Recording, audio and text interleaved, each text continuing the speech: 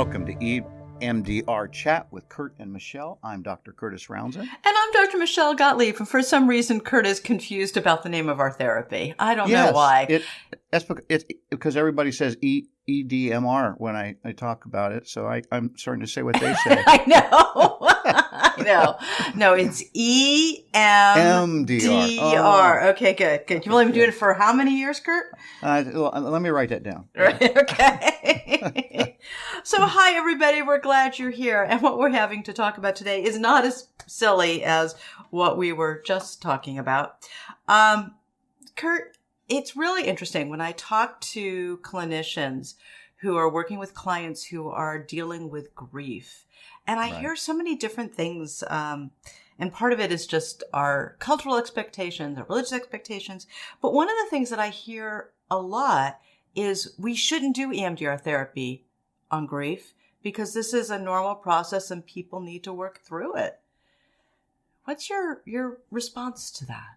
Well, it is a normal process, and definitely we will work through it. And one of the things that we find is that different cultures, different families, different religions may have kind of established steps that people go through.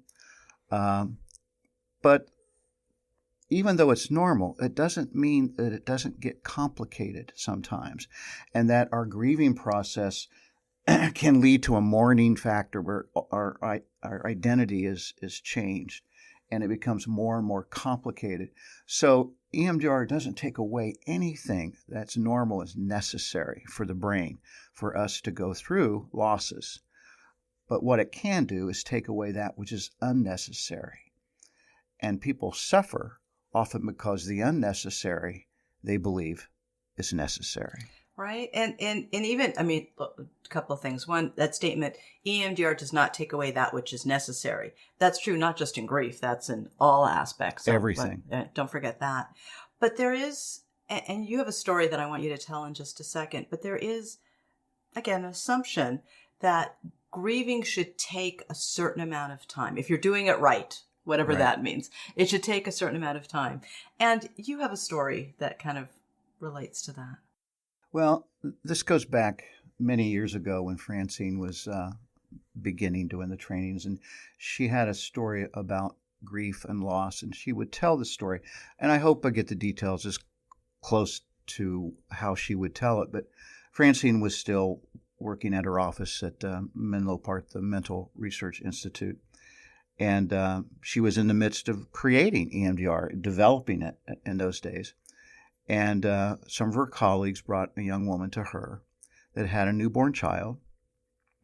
And the newborn child ended up getting very ill. The woman called the pediatrician, and the pediatrician told her to please come in first thing in the morning, but keep the child upright. And Francine would pause, and she would say, how long in your paradigm, in your framework, be it cultural, be it religious, how long is grieving long enough? Is it 2 years, like some research says? Is it 1 year, like some religions have a 1-year grieving process? Is 6 months too early to take care of the unnecessary parts of grief? What about 3 months? Would someone be considered as not loving someone if they, after 3 months? Then she would say, what about 3 days? And this is a story she told. The young mother had the newborn. She did what the doctor said. She was holding that child on her left side, on her left breast, and she was rocking in a rocking chair. And as she was doing that, somewhere between 4 a.m., 4:20, she fell asleep, and she awoke and discovered that her little baby had passed away. I think later on they found out it was SIDS, sudden infant death syndrome. But that woman was just devastated, believing that somehow her lack of awareness had killed her child. And she came in distraught, upset, grieving, and just beyond consolation. And she came in, and the death had occurred 3 days previously. And she had a feeling along her left side like electric shock. It was unpleasant. That's where the baby had laid. And she could feel the presence, and it was so horrible for her. She was so distraught. So Francine targeted those feelings and the loss.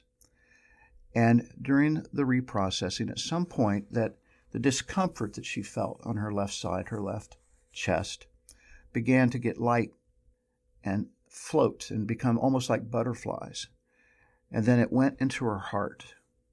And she says, I will have him here forever. And when she left, Francine would say she was still grieving. But what had happened is that EMDR had helped remove the unnecessary part of that horrific responsibility she felt and the physical sensations that was haunting her. She would still grieve. That's necessary. But what it took away was that which was unnecessary. Right. And I think that's such an important piece and so confusing for so many of us is that she should have continued to be non-functional, right? But Right. why? I mean, why? Why? I mean, like I had a client who her 2-year-old son was killed in a terrible accident and she wasn't there. And and of course, you know, what we often do when we're not there is we fill in that picture. And so she was just haunted by the picture of her son's death. And we targeted that and she was able to get back to work and she was able to get back to living, always mourning her child. And what's interesting for her is, you know, you said, you know, for your Francine's client, it was butterflies. For her, she came from a Christian belief and she that now saw her son being held by Jesus. And that allowed her to go forward with her life. So, but I think this leads to what a lot of our clients believe too, is if I'm not tortured by this, then I didn't really love them. I didn't, you know, I'm going to forget them. Right. It's the fear that a lot of times, in EMDR speak, it's blocking beliefs. That, you know, oftentimes there's this belief that I have to feel some level of horrible, torturous upset in order to really know that I love them. And somehow, if I'm able to mourn, able to grieve, I'll still cry. Things will still trigger me. That's normal. But I'm not inconsolable. I'm not paralyzed by the loss. And that's the piece that we can help with people who are grieving and in the midst of complicated bereavement. And I want to point out a great resource. You know, Roger Solomon and Rando have done a lot of work on this, and you can find writings out there. You can find workshops out there on grief and complicated bereavement. So that for EMDR therapists, they're very helpful and they're very authoritative in what they do in integrating that EMDR piece. But, and let me throw one thing. EMDR professional training also has a grief workshop done by Dr. Deborah Silveria. Let me throw that one in too. Absolutely. Yeah. And so one of the things that, you know, when people are dealing with grief, you know, one of the questions we often get is, okay, what do we target? Right. You know? And I have another quick story to tell. It's a story about a woman who was a wife of a firefighter. And I had seen the firefighter due to some work-related incidences that he had to endure, and we did EMDR on that. And there was about a 2-year period of time where he and his wife had tremendous amount of losses, like both sets of parents passed, a brother and uncle, you know, close friends. And during the whole time, this woman was the Rock of Gibraltar. She's the one that would sit at the hospital. She was the one that would visit the family. She was the one that would cook meals and prepare them. She was the one that would hold hands. And she was the Rock of Gibraltar. And then the day come when their family dog died. And she was absolutely inconsolable. She was in the bed. She couldn't function. And of course, everyone would, you know, many people make judgments. It's only a dog. Why are you so upset about that? Look at all the other stuff that you've been through. But any loss opens the door to any unresolved losses. And so for her rock was the dog during all that time where she was strong for other people. And so the loss of that pet became a target. And it also allowed us to then deal with all the other losses that she had been so strong for, that she had really not grieved, she had to be strong for other people. So there are past targets that we go after, and then maybe we may want to talk about some of the present triggers that we find in grief. I'm going to do a quick aside, and I want to come back to that because you just hit on one of my pet peeves of I'm strong. That means I'm not crying. I'm not mourning. I'm not doing whatever. I'm sorry. I think people who are crying are also very, very strong. All right. So, yeah, just want to put that one out there. I think all of the targets we have when they found out the person died, when maybe the funeral or having to tell someone. But as I alluded to just a second ago, sometimes the worst target in the past prong is the vision of when that loved one died, Yes. even if they never saw it. Right. I had a client who was, she worked for a retail facility, and a car rammed through the window, and her coworkers were killed. She wasn't there. She wasn't at work that day. She didn't see it. But the image that she had were the people who were killed, the car accident. Right. And we targeted, she never saw it, but we Right. targeted that. And that's often the worst target. It's the brain fills it in. We didn't see it, but we imagine how horrible it is, and the memory is just as bad as if we had seen it, or the imagination is just as bad. Right. And the other thing is is the nightmares that may come during that time. They are very useful targets. But the other thing, Michelle, is after we deal with all the past, the thing that I often is very strong in my patients is it's the present triggers now. Uh-huh. It's waking in the morning and walking down the stairs and not smelling the coffee that other person would make. Going back to their church or synagogue for the first time now without that person. How many times we hear a song, right? All these present triggers. When God forbid you lose a child, difficult hanging around other parents that have children your child's age, or how old your child would be, as you continue on, right? Yeah. You go to a graduation of some of your friends' Right. child and know that yours would have been there. Right. But right.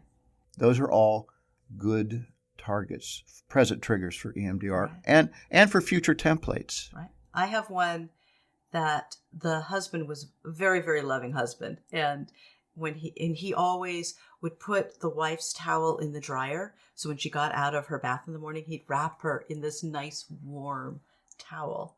And then he died. Yeah. And it's, it's the putting on the towel that's not so warm, right? And not being wrapped up by her husband. And it's, it's those things that are so wonderful and loving and hard. But I'm going to say another one that's really difficult too is it's the not having the relationship you always wished for. Yes. That's another thing that we can the fantasy or the loss of the fantasy, right? That can be another piece of the work that we do as well. That we worked so hard, we wanted to reach higher and live this life together. Right. And that's gone. Or we wanted to have grandchildren, and that opportunity is gone. All of those things that are real, and we will grieve, and it's necessary.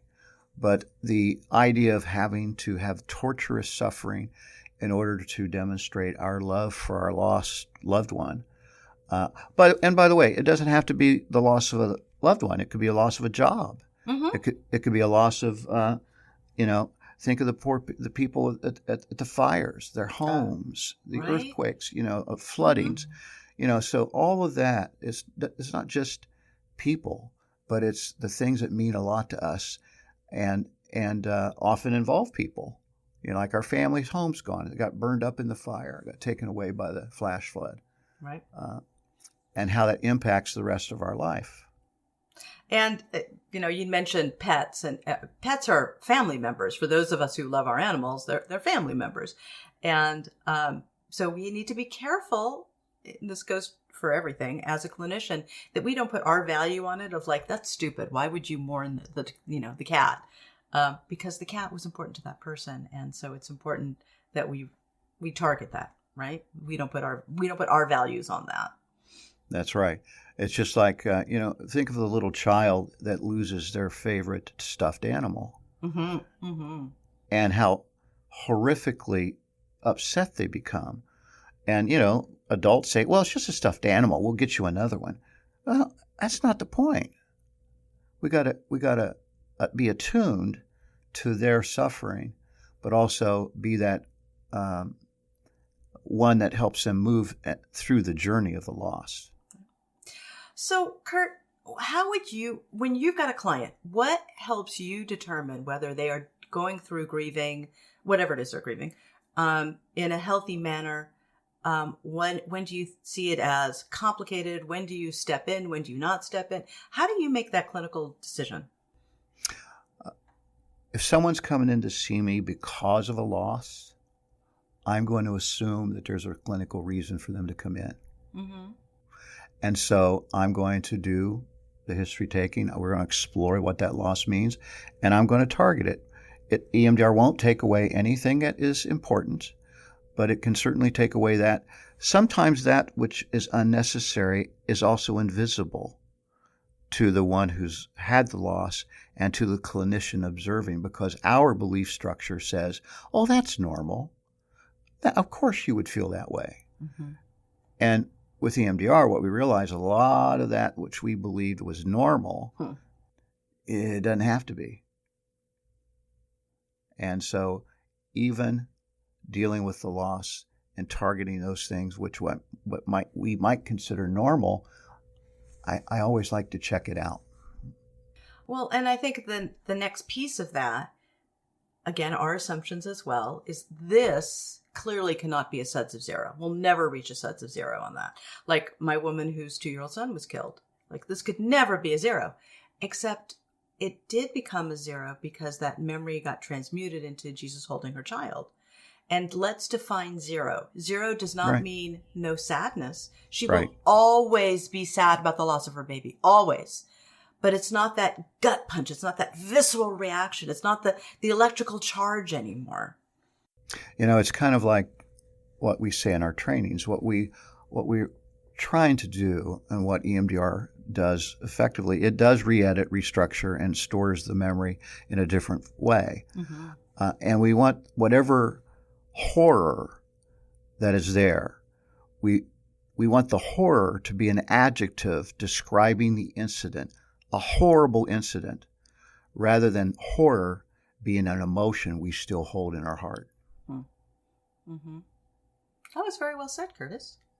Sometimes I surprise myself. I know, me too. Okay. So, and we talk about, let it be historical, not hysterical, right? Yes. Yeah. So, yes, I mean, those blocking beliefs that you were talking about a few minutes ago, that comes up there too. If I allow this to go to a zero, that means I didn't really love them, therefore I'm not really mourning, or I'm not doing it right, or whatever that is. But, or people will think I don't love. We project it out, and we think other people will think badly of me if my life goes on. And there will be people that judge people. I mean, I've heard that, and patients have talked about that. But that's the other person's problem, not the one that's suffering. And I'll tell you a cognitive interweave that I often use for, if I let this go, that means I didn't really love them, is flip it around. Okay, you died, and whoever it is who died, they're alive. You want them to be tortured by this for the rest of their days. Well, of course not. Right, go with that. Right. I will often say, most of those that love us and pass want us to live life that they can't live with us now. Yeah. It's lovely. Where'd you just go? You just thought about something. Well, it's just the patients who have said that and realize that the joy and celebration they can actually have when they are living out their life now as sort of a monument to the one Sure. who's gone and can't live that life. They are doing it now. And that's where future templates can come in so beautifully. Absolutely. Of that trip that you always plan to do together, right? Well, you're still going to do it, but you're going to do it maybe with a picture of him, or I don't know, something that, holding his favorite shirt, that you're doing it together in honor, in memory of him. That's right. know? And so future templates can really help to make that come to life and make it be okay, right? That's right. So we are about out of time. What I want to say with this is, someone comes in with grief, you don't have to decide, is it complicated grief, is it not? Just do the work. Their brain will take care of the rest. Yes, it's oriented to heal and to cause health, and we just got to get out of the way. Like everything, right? Like everything. All right. So thank you all for joining us. This is an important topic. Again, there's lots of workshops out there, as Curt said. Don't be afraid to do the work, and don't let your junk get in the way. Right. Until next time. Bye, everybody. Bye-bye.